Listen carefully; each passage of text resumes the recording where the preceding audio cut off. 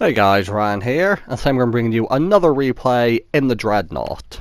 And again, I have to give a shout out to Jimmy Woo because you're going to see this game. This game is why I play KV2s, and the fact he gives me a Dreadnought, I'm grateful for any tank I get gifted. But the Dreadnought is such a hilarious tank if you just want to have a fucking giggle. And you're going to see some HE memes this game, because obviously, I'm not the kind of person who's going to load full heat in his Dreadnought. A KV2 is made for high explosive. And I'm going to show you that this game. Now the heat is great and all, you want to carry some. I'm not saying go full HE, but for me the whole fun in a Dreadnought or a KV2 is penning HE shells because you're less likely to pan.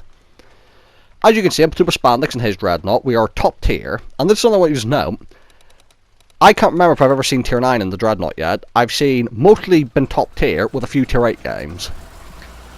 Which is a shame because I want more hit points, so if anything a tier 9 game would be good because there'll be more hit points, and penning higher tier tanks with HE is funnier than penning lower tier tanks. But either way, we've decided we're not going to go train tracks because there's 2 artillery, we don't have gun depression. We could go to the town, but we're in KV2s, so for memes I'm going to try and get some long range sniping done from this hill.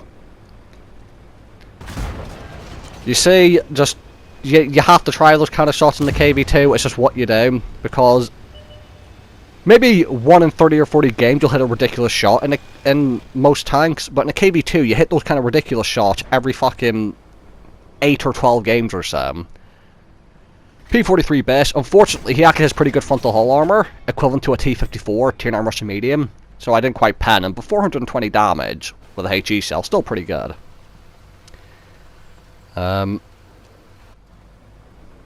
Just waiting for more shots. There are 3 light tanks, and again, we don't want to get spotted with artillery. The Dreadnought's powerful and all, but artillery will still fuck your life. I'm blind firing the bushes over there. I'm not quite hitting anyone, unfortunately. And what I was going to say is, I don't know if this tank hits more crazy shots than other tanks because of Russian-favoured RNG, or if it's because when you're in this tank, you know that it's known we're hitting crazy shots, so you try more crazy shots than you might do in other vehicles. Shot coming in from across the map, no idea who it is. And as I said, we're all being the most constructive guys right now, but a Churchill is in the middle of the map in the swamp. 0.54 accuracy this tank has, I believe, and I'm going to lower plate snipe him underneath the building with a HE shell, so 0.54 accuracy, everyone, is apparently good enough. Poor Churchill, I feel bad for him because the Churchill's such a horrible tank, and I had to, I could have killed him with an AP shell, but again, it's just funnier to do it with high explosive. Spandex annihilates the Jagdpanzer 4, so sucks to be him, and now what's this? This is the moment. This is what you play a KV2 for. That 1375 over there, I've got the HE cell loaded, I'm aiming for him, I'm going to start leading the shot, and then he's going to disappear. But I'm going to keep leading. Oh. Me and Spandex were having a right good fucking laugh at this. This is why you play KV2s. Shots like that. Oh.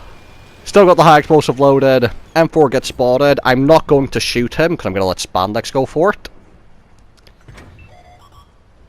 Unfortunately, he actually misses the M4, so now I'm going to get rid of him. Now, the enemies have multiple tanks over towards the train tracks. Which we're going to notice in just a moment, because what actually happens is the enemy top tier heavy tank, the Oni, is actually at train tracks, as well as 2 of the top tier TDs.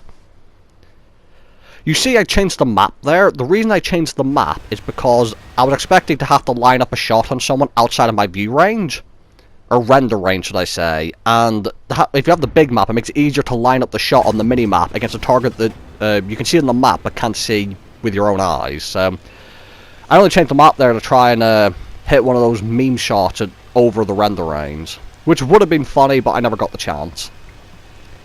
And now I'm racing over to deal with the guys over here, and I put a shot into the Oni for 300 damage. And now what's going to happen here is, as I go over, I'm going to realise, with there being an Oni here, I should probably act like this is a moment for the hate.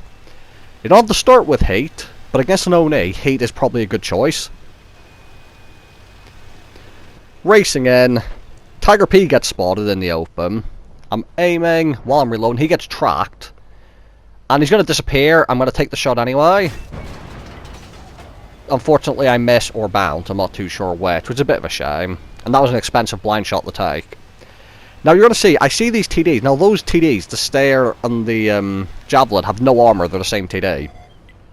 So high explosive would be great here, but at the same time, if I load high explosive and the Oni comes over, then I'm fucked.